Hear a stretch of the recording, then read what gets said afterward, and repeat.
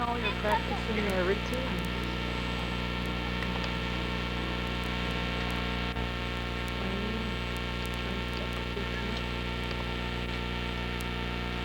Mommy, you ready to record us? Yeah. Julie has to hold them. Mom, you can see recording. Are you bored of it already?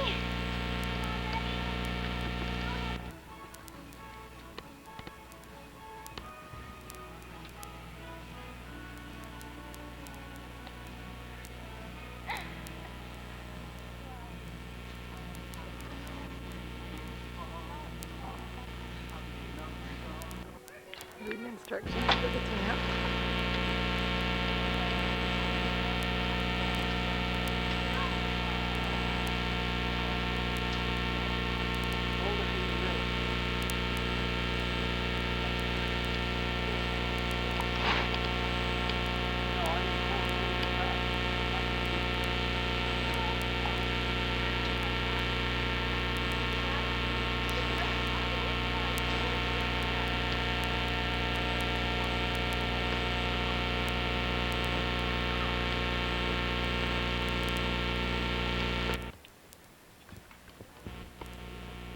There's Jan and Johnny. Whee.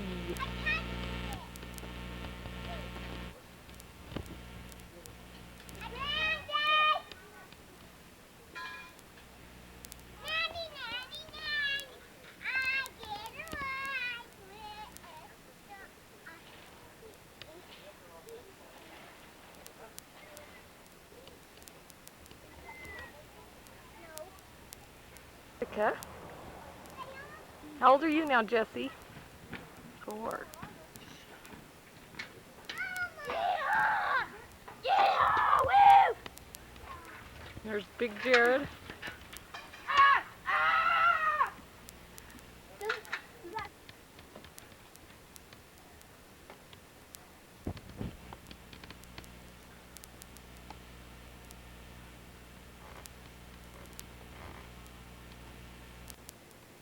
What you doing, Jeff?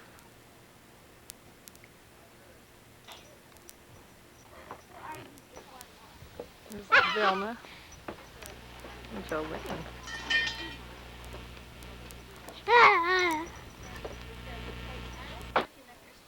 That's the picture. I got 2 of those, but I didn't bring them.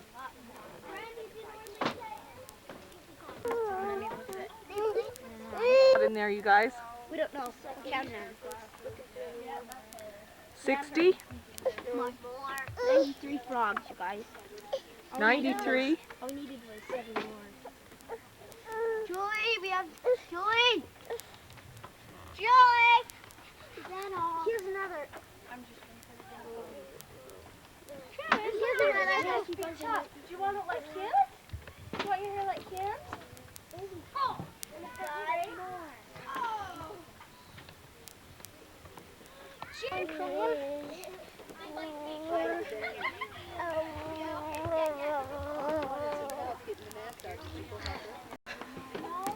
Julie! We have 9 to look at them.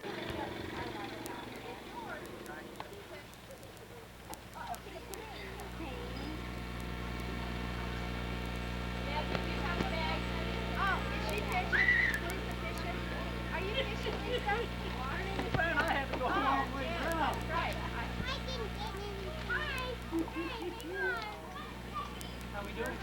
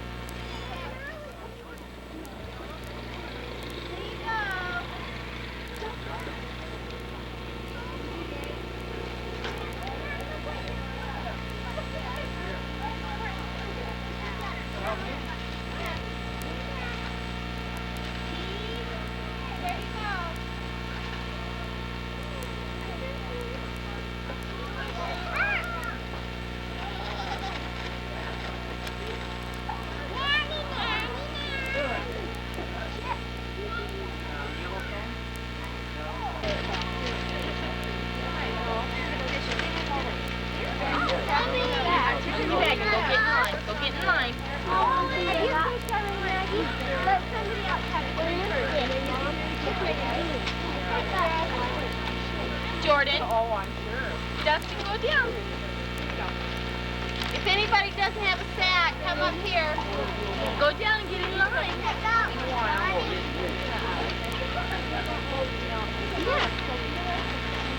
And Monty fixing the obstacle course for the kids.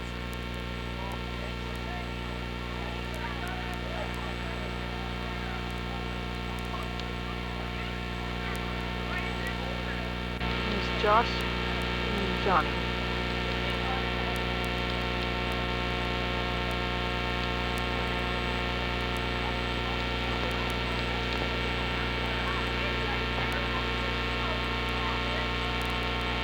We don't want to because we don't know how. Guys. Kids have too much energy down here. Just like David doing the obstacle course.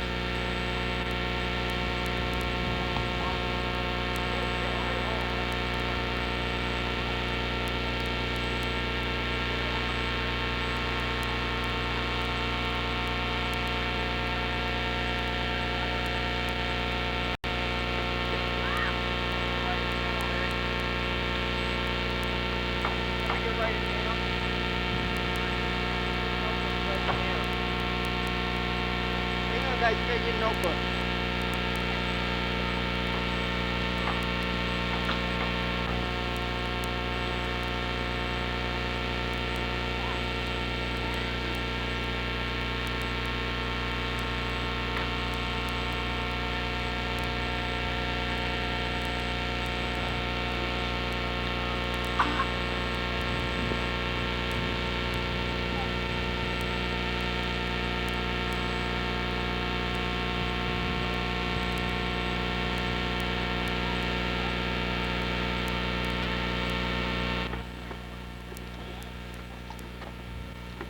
It's Holly.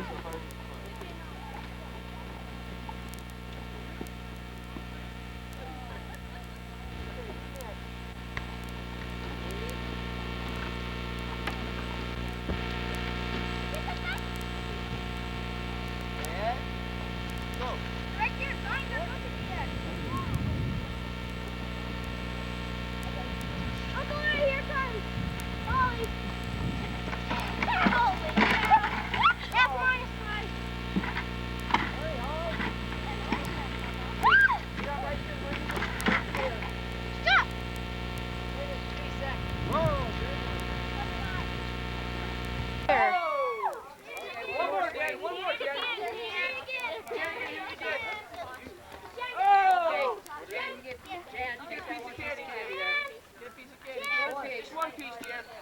One piece of candy. Okay. Move in line. Nice job. Move in line, Jen. Jesse.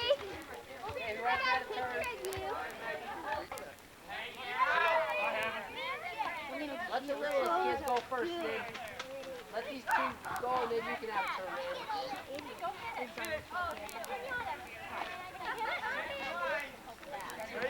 Oh, cards are gonna get all big. Okay. Go ahead and pick a piece. Travis! Travis! Travis! Travis! Travis! Move over.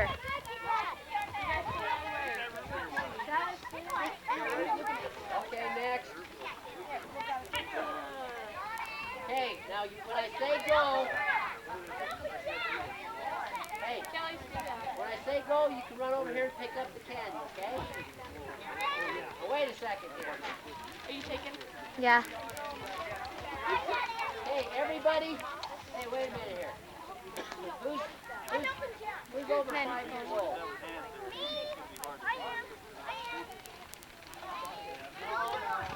Okay, anybody that's under 5 gets to go first. When I say go, they go, and then when I say go the second time, the rest of you go. Okay? Everybody under 5, go now. David. Okay, the rest of you, go ahead.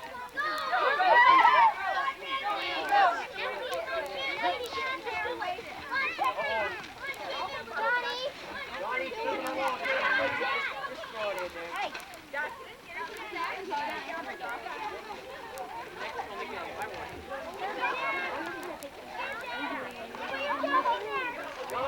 get 20.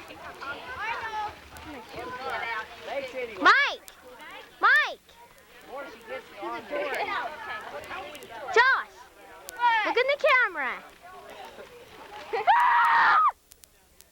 Okay, okay.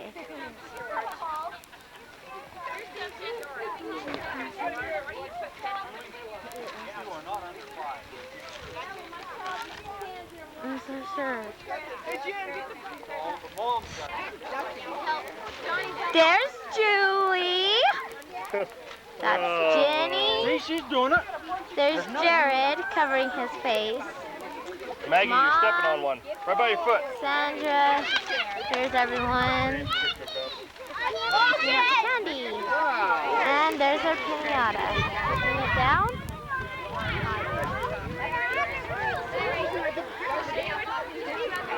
There's Mike and Josh.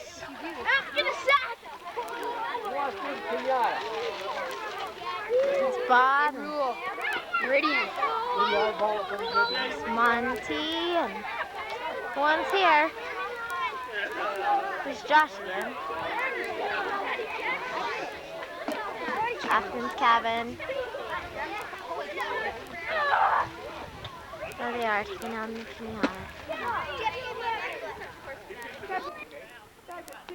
Jan, when I came today, she asked me if she could sing in the microphone, and I said I didn't bring one.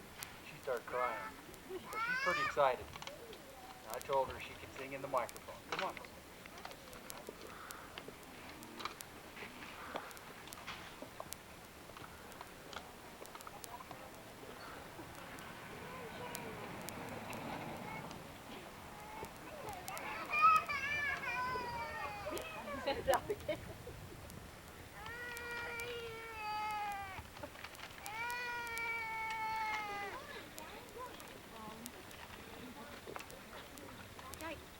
Oh boy, I got.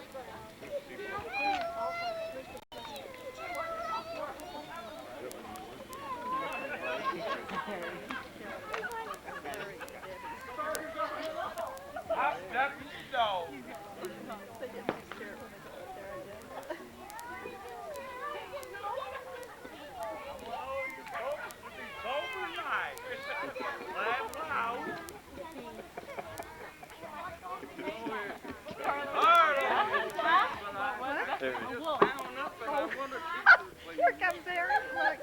There'll be no drinking, except me.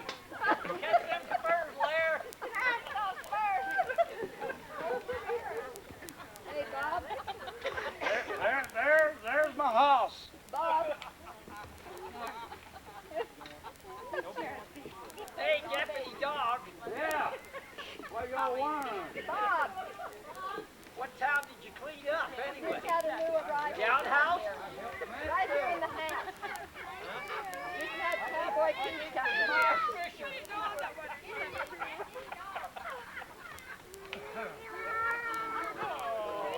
He's got his spurs on and his hat. We need to introduce Deputy Dog over there, Uncle Hairdo. He'd be looking pretty swell. Whoa, I can't get in there with my motion. Can you guys kind of clear a way for Uncle Harry to come through here? And he's going to do an Uncle Deputy Dog howl. How do they do it?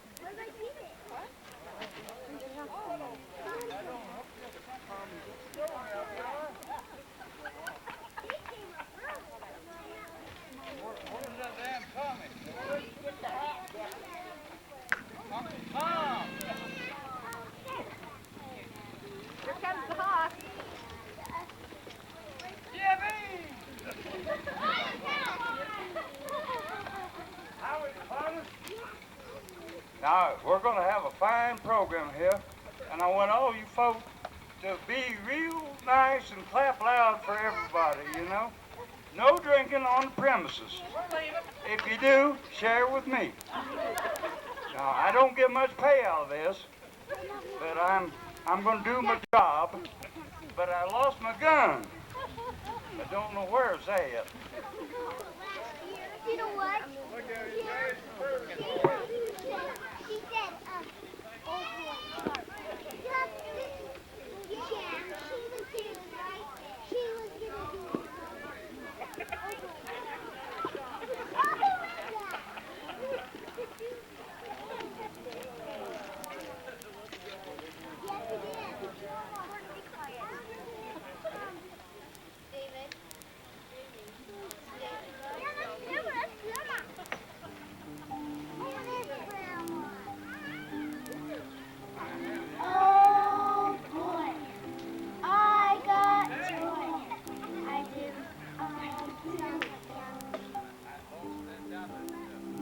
Starts in my heart and spreads to my head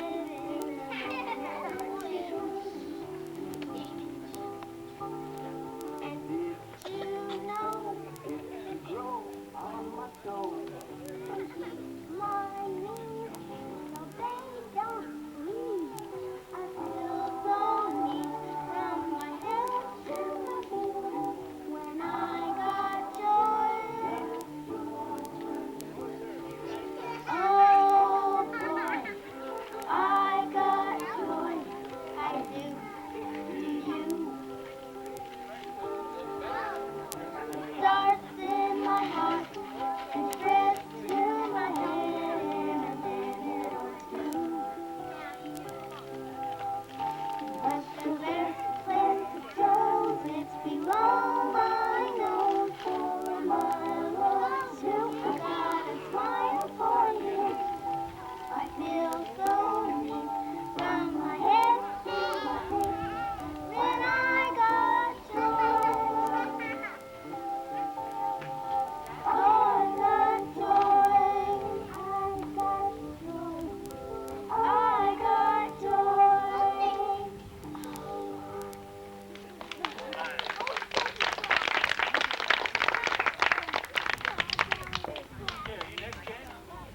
You're not next?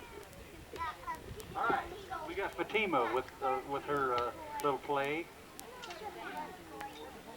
Come on up, Fatima. Does anybody remember the song Ahab the Arab? His girlfriend named Fatima? And that's how she got the name of Little Red Riding Hood. One day, her mother said to her, "Come here, Red Riding Hood. Take this basket full of goodies to grandmother. She is weak and ill, and they will do her good. Go quickly now, before it gets hot." So Little Red Riding Hood decided to go through the forest, and her mother warned her not to loiter or get talk to anybody. Hey there, Little Red Riding Hood. You sure are looking good. Know everything a big bad wolf could want. Little Red Riding Hood. Little Red Riding Hood. Little Red Riding Hood. You sure are looking. You belong to that, Carmen. I know.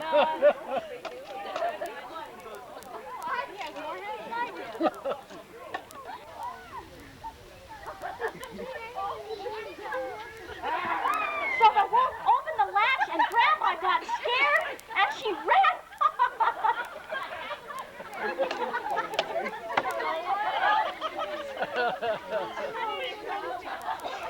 So then the wolf grabbed Grandma's nightdress and put on the nightdress and climbed into Grandma's bed and waited patiently. And Big's got the what? Wow. Hey, better to eat you. Hi, Dad.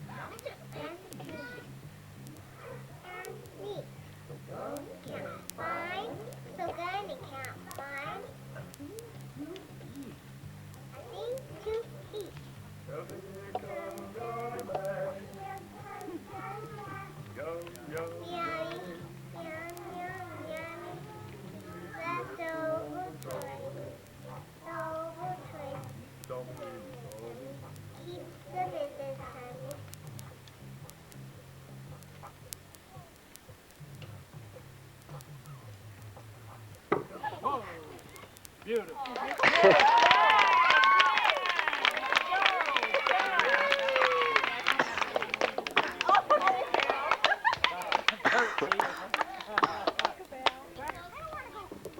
So, I brought some newspaper clippings of some important...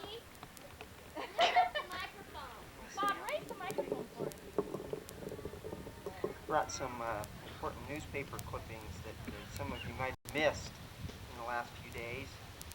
Made some clippings. This first one here is a cross between human beings and plants. Scientists on the verge of creating plant people. Bizarre creatures could do anything you want. And the neat thing about this story is it's actually got pictures here on this page. You've got a tree putting gas into a car. Okay.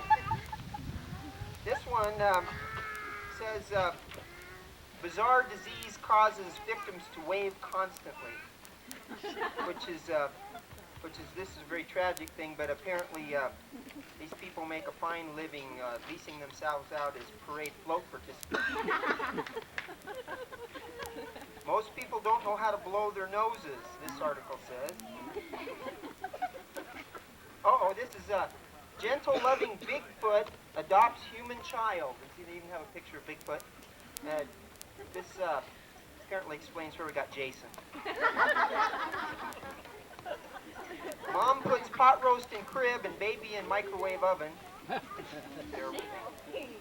But, you know, I was looking through the news and trying to get updated on things. I came across this week's edition of a newspaper I hope you all subscribe to. It's a very important newspaper, comes out here in Island Park every week. It's called the Fisher Family Inquirer. And get Harry over here. Harry needs to hear some of these stories, and Tom and everybody, because there's some really important stories about some things that have been going on up here this week that I'd like to read to you. And you know how the Inquirer is. It kind of tells you things that you wouldn't hear in other newspapers. So just kind of wanted to go through here. Let's see, here's the story. The headline says, Cheryl Lectie claims Ghost of Elvis shattered picture. Reincarnation is true, claims skunk family living under Farron and Bub's cabin. Says, Fisher clan claims Jessica is spoiled. Mother Sandra says, no, all 4-year-olds smell that way. Oh, here's a good one. A new Brigham Young University study proves single people die earlier. Marriage is a slow death. It's a good article. After exhaustive research conducted at the University of Utah, researchers have finally determined the number of fissures necessary to screw in a light bulb. Professor Ima Doehead, director of the 6-month study, revealed that the overwhelming data gathered indicated that 4 fissures are needed to screw in a light bulb. 1 to screw it in, 1 to hold the ladder, 1 to set up the table and chairs, and 1 to bring the cards.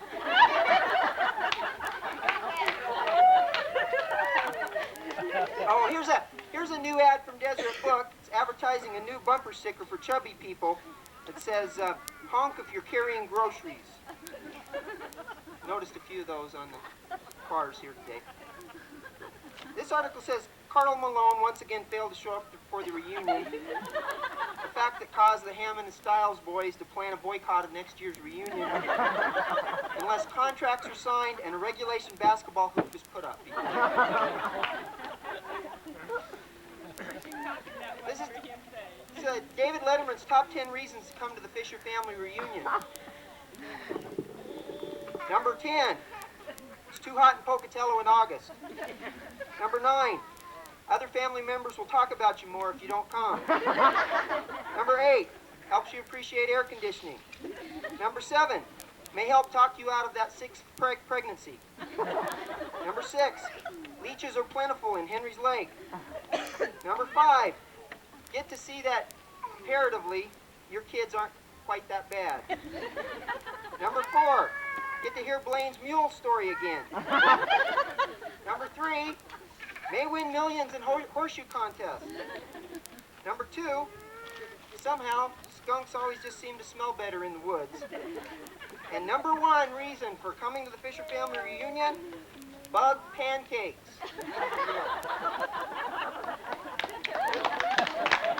Here's a story. It says realtor and local businessman Kelly Fisher was inducted into the Caldwell Banker $1 Million Sales Club this week, despite growing rumors that the current president of the Pocatello Board of Realtors had reached the $1 million milestone by selling the Idaho Falls Temple to a group of Japanese investors.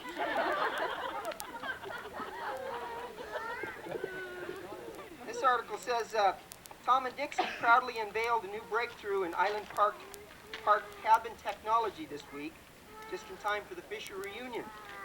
Aided by Ted and Brant, the Reeses are now the first known users of the newly patented bug textured varnish, which adorns the outside of their cabin.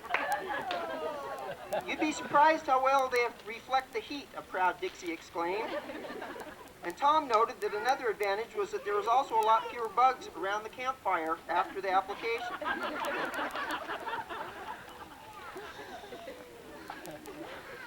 Bishop Reed Ricks, in an inspirational message to the Island Parkites, reviewed the Lord's stand on the Ten Commandments. Contrary to popular opinion in the valley, Bishop Ricks said, the Ten Commandments were not given just so we'd have plenty to choose from. Oh, here's one. Local business people Bob and Tina Christensen were in the news again today to announce the formation of a new corporation that will franchise their latest invention, the Outhouse Music Booth.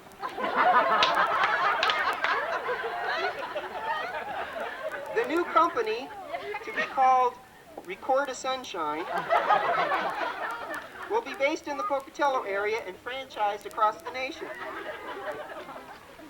When asked about the inspiration for the new business, co-inventor Tina Christensen replied, well, the idea came to me because Bob was always singing while sitting on the toilet.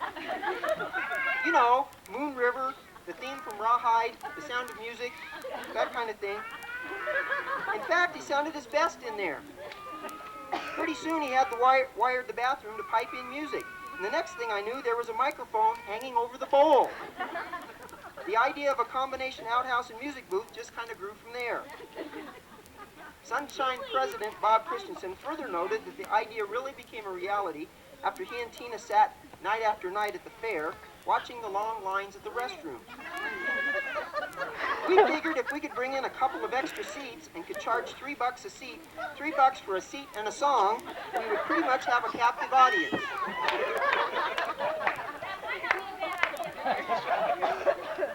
However, the formation of the new company came at the heels of tragic news for another of the Christensen businesses, the Sunshine Sewer Company, which was named last week in a multi-million-dollar civil suit that stemmed from an incident last summer at Lava Hot Springs when a 300-pound Chubbuck woman, who was in the process of using one of the Sunshine facilities, allegedly found herself and the outhouse tipped over and hauled to Pocatello by Sunshine President Bob Christensen.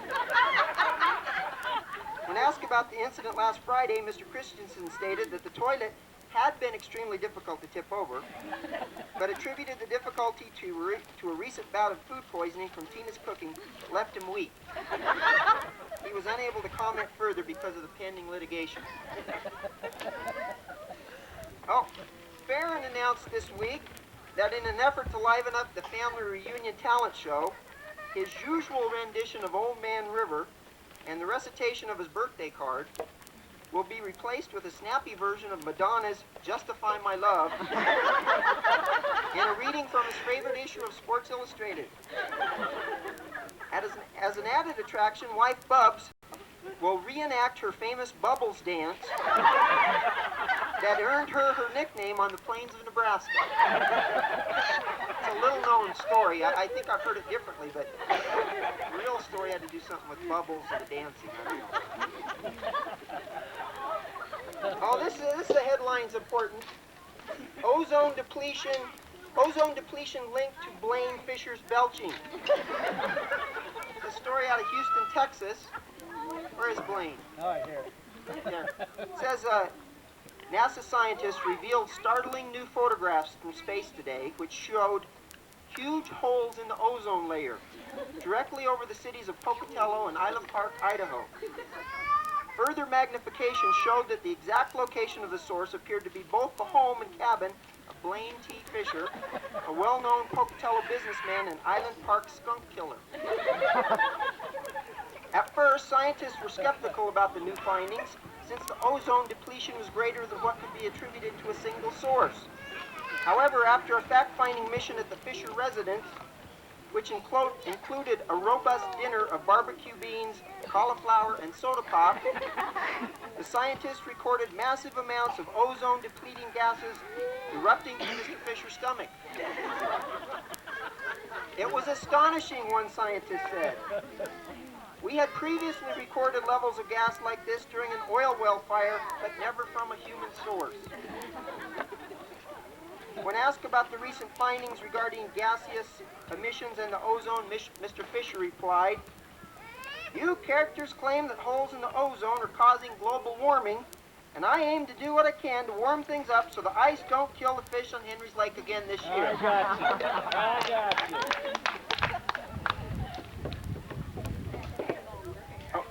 The weekly trip to West Beauty Salons has turned into an ugly nightmare for two of Island Park's loveliest and most talented summer residents, Afton and Dorothy.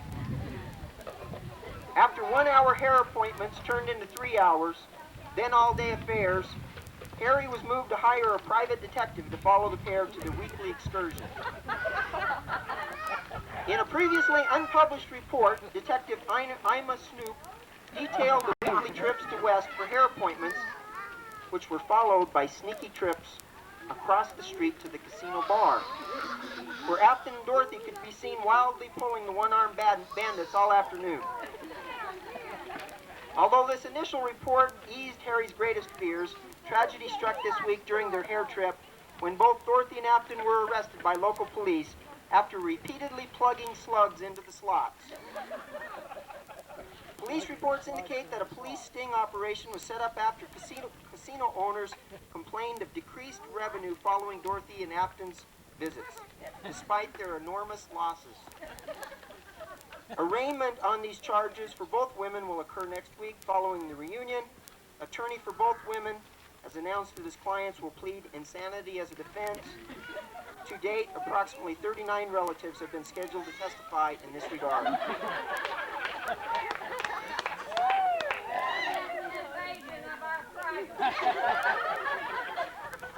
Didn't know I followed you the other day, did you?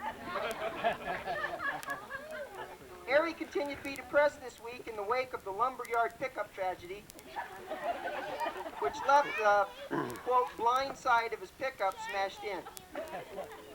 The incident occurred during Harry's recent trip to the lumberyard. When he returned home with the damaged vehicle, he claimed that a pregnant cow moose had charged his pickup and struck him on the blind side. Dorothy noted that in order for the driver's side to be his blind side, Harry was probably driving from the passenger side again. Questioning the moose story, Dorothy and Afton were able to obtain police reports of the accident. Included in the reports was an accident scene photo of a wide-eyed Harry dressed in his new cowboy hat, scarf, and spurs as paramedics were attempting to remove him from the wreck of the pickup and a very large building. Official reason for the crash, a spur stuck in the accelerator. In addition to being grounded from his favorite trips to the dump, Harry's two women have also banned his use of the spurs on the four-wheeler, a rule apparently is broken today. There's just a couple more stories. It says Wendell Lichty, is that how you spell it? Lichty, I'm sorry. I said two different ways. Wendell Lichty was released from his lifetime fish and game ban this week.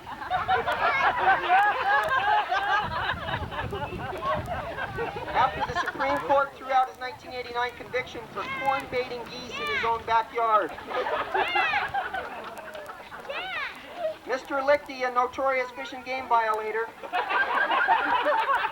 who over the years has teamed with Tom Reese and various other family members for fish and game violations, was ecstatic over the Supreme Court decision, despite having spent over $15,000 in legal fees to ensure that justice was thwarted. The Supreme Court, in overturning the conviction, ruled that the FBI, CIA, French Foreign Legion, and federal fish and game officers had violated important Fourth Amendment rights when 106 officers parachuted into the Lichty backyard after Wendell and Tom began shooting at approximately 11:05 a.m. on opening day of goose season.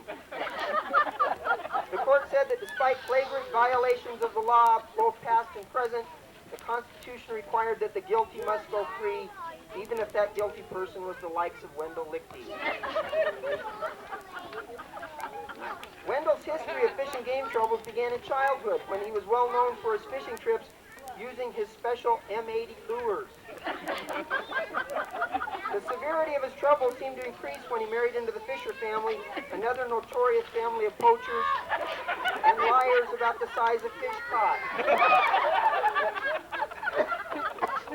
In 1988, Fish and Game officers were frustrated in their attempts to take Wendell's license after catching him, Tom, Rich, and various other relatives in the process of filling their boat with spawning trout at the Henry's Fork outlet. At the subsequent molesting fish trial, both Wendell and Tom testified that, yes, their boat was filled with fish, and yes, they did have several pitchforks in the boat, but that they had not been scooping up fish, as Fish and Game officers had testified. Instead, they claimed the boatload of fish was the result of a sudden wind caused by a Blaine Fisher belch, and that they were actually scooping the fish out of the boat to save them. Following the jury verdict, acquitting Wendell and Tom of all charges, prosecutors filed court papers complaining that within 30 minutes of the not guilty verdict, all 12 jurors were in the Lichty backyard enjoying a nice fish fry.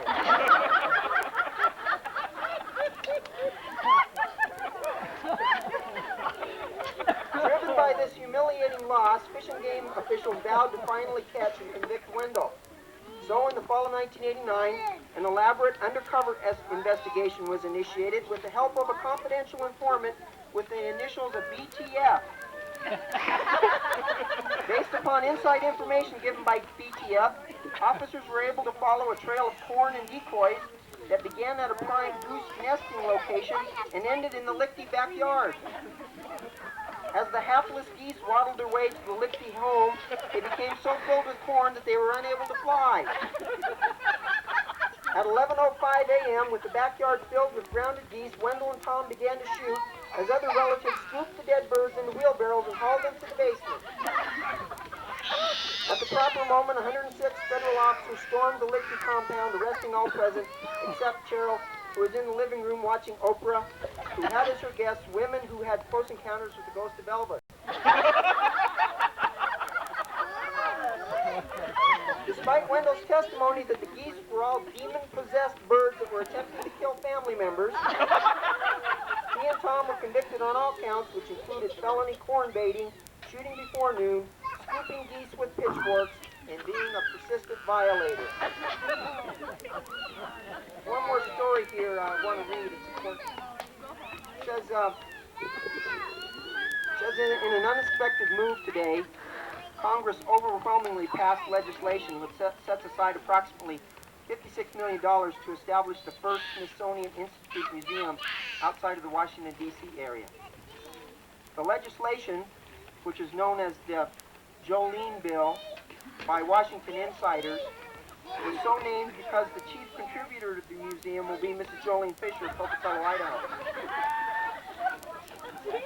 At a news conference immediately following the bill signing, President Bush and Smithsonian officials provided additional details of the project, which included a $23 million grant to Fisher Construction for the purpose of building a full basement under the mini-dome to properly house and showcase all of Jolene's treasures. In a prepared statement, President Bush explained that his Interior Cabinet Minister had promoted the project in 1988 as an ideal way for President Bush to fulfill his campaign promise to be the yard sale president. However, continuing budget problems delayed the project until after the president's fact-finding mission to Jolene's basement in May. "We were amazed at what we found there," a surprised Bush exclaimed. "I had understood that the Fisher basement was already in the National Historic Register, but its importance to the nation became clear to me when I personally viewed her exquisite collection of Western weeds. I knew then that a proper repository for these treasures must become my administration's #1 priority. Included in the plans for the mini-dome basement exhibits are special wings for some of Jolene's most treasured collections, including the weed wing, the stick wing, the rock wing, the centerpiece wing, the button wing, the yarn wing, plastic plants wings, and wings for 2 types of feathers, things Blaine has killed and things found along the road." The news of the Smithsonian and Pocatello came as bad news for 2 other groups. Ripley's Believe It or Not Corporation, which had bid for the rights to purchase Jolene's entire collection of naval lint, reported to be the largest collection in the world, and author, movie director Stephen King, who was attempting to secure permission to film his next movie, Basement from Hell, in Jolene's basement.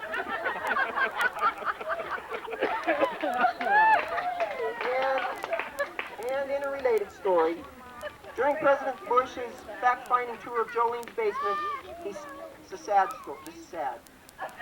He stumbled upon the remains of the faithful old Fisher family dog, Skippy, who had last been seen entering the basement in 1952. As Secret Service men started to remove the animal for a proper burial, Jolene eyed the Hertz flea collar that Skippy was still wearing. "Say," she said, as she began removing the collar, "I'll be able to use this for something." The dog was quickly removed as Jolene began discussing the possibility of converting Skippy's remains into a throw rug for a Relief Society project. That's all the news.